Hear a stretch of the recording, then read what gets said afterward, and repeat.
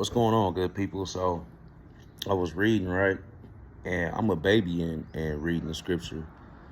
Um, Growing up, my dad was a pastor, so I used to just take word and just go with the word and just think I knew the word. It was pretty much regurgitated. Everything that I heard, that's what I spit out instead of reading. So I'm on Genesis chapter 21, right? And it talks about 21:9 talks about how Sarah saw Hagar's son, basically mocking and doing whatever the things that she didn't really. She was already resentful of Hagar, and Sarah made the choice of Abraham having a baby with Hagar because she couldn't conceive. And then the Lord came later and told Sarah she's gonna have a baby. And Sarah laughed, and Abraham was like, how we're getting a little older and all this stuff, right?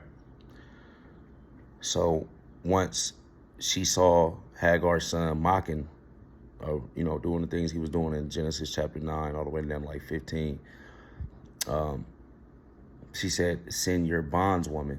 And bondswoman meaning like the one we made a bond with to have this baby, because I couldn't, send her away, her and her son, send her away, right?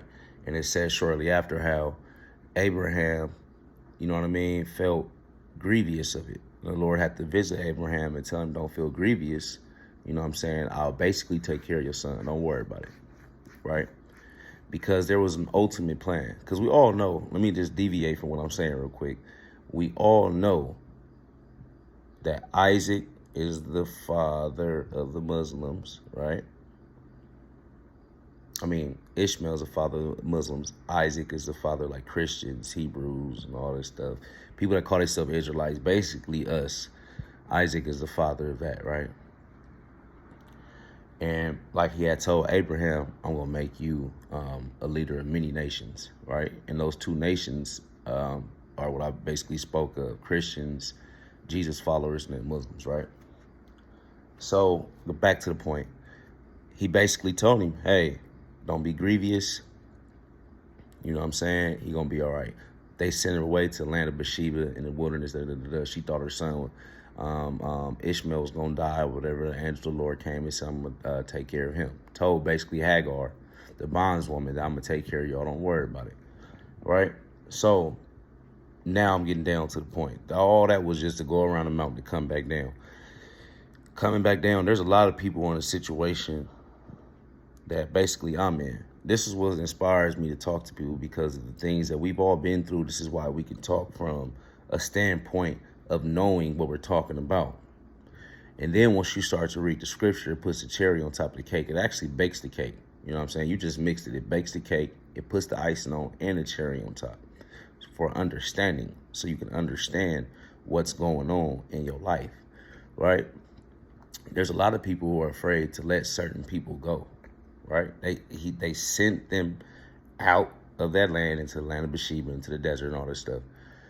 So boom, we got a lot of people here like me who are afraid to let certain people go. You may have kids with these people, right? But it was out of your own bondswoman, it was out of your own bond that you did whatever you did to lead you up to this point, whether it's 1 kid, 2 kids, 3 kids, 4 kids, 5, right? And the word deadbeat is out there. So for all the men that are like me, who have made several attempts and it has made it hard, we have made our own bonds outside of God's covenant. Girlfriend, boyfriend, that's not in God's covenant. God's covenant says when a man finds a wife, he finds a good thing. Now, along this road, before you make a baby with this person or before whatever, the Lord has definitely said, this is what I want for you. And if these things don't match, then whatever the person, place, or thing is doesn't match for you, right? And sometimes we don't listen. We carry out some of the iniquities, and then it brings on burdenship, hardness, hardship, the heart of the mind, the soul. So once you start to renew your soul and you start to see that it is okay to let these people go, because God is on top of the covenant. Now, it says later on in Genesis, that Abram was going to go visit Abraham was going to go visit his son, his other son, Ishmael, right? So whenever your significant other at the time, and you're trying to work with them at this appointed time, and you guys are not significant anymore, they don't want you to be a part of it because you guys are not significant. You don't want to be a part of the child's life because y'all not significant anymore. It is okay if you're trying to follow the path of God to release them to God. Not let them go as far as if they need something, they contact you, or if they need something, you're trying to get to them as far as being there for your son's life. Not in that sense, but to let them go in the sense of trying to hold on to something that God is obviously trying to steer you away from. And a lot of these times when you get steered away from things, it's just for a short moment. It's for a short moment for you to get reassurance on how to deal with the situation. A lot of people don't know how to deal with situations, so they put themselves in situations to go to jail, put themselves in situations to be fighting other people connected to this person because this person was never for you. Now you're fighting all these other people, you physically, mentally, verbally, and it's just taking your energy away. It's just taking away from you getting close to God, right? So long story short,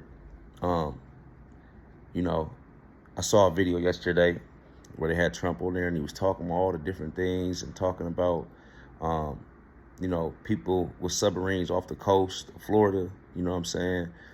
There's a lot of things happening right now. You know what I'm saying? In June 2024, it's a lot of stuff taking place right now. And because all these things are taking place, the catapult, I do believe, will have people running back to you that don't even need to be in your life. So you got to be aware of that. You got to ask God, how do you want me to handle certain things? And some people are just not for you, right? So I guess I'm going all the way around the mountain to say this. Let certain things go, man. Because that time that God needs you to spend with him is preparing you for the later time. It's not going to be a forever thing. And whatever that means, however God has that play to play out, it's going to happen, right? And if you get in the way of that, then the cataclysmic things that are lined up, you will be receiving. You got to let them go for a little bit. You got to get in your prayer closet. You got to study more. So I guess what I'm saying is that don't feel bad about how God has chalked things up for you. Because a lot of times we have made a bed that we're not ready to lay in. And even that is bad. Like, we got to be ready to lay in the bed that God, said that we're going to have to lay in if we don't listen to his covenant, if we make our own bonds, long story short, because I haven't seen the end of this road that I'm just now embarking on. But I know the scripture is the guide map. The scripture is Google Maps. You know what I mean? Prayer is Google Maps. So, long story short, cleave to God, cleave to the things that are right. And we made, like it says, I don't know what scripture it said, but it says that the ways of a man is good in his own heart, but to God, it basically is wrong. You know what I'm saying? Not to add or take away. So walk the path out. Don't feel bad that you have to let some people go, that you feel like, they may need you or you may need them situationally, because God's working that out. You know what I mean? So y'all stay prayed up. I just wanted to make this a little short video. It was on my mind last night that, what if cataclysmic things were to take place here in America and, you're not there for the child or the mother. Don't be grievous. Don't grieve. God got it. All you need to do is get God. Because if you get God, everything attached to you, God gonna get too. Right?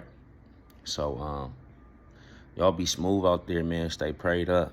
And don't be afraid to read. Don't be afraid to take on the journey that God is putting you on. Some of y'all got addictions, right? And these addictions is keeping you close to people and it's keeping you close to the wrong type of timing.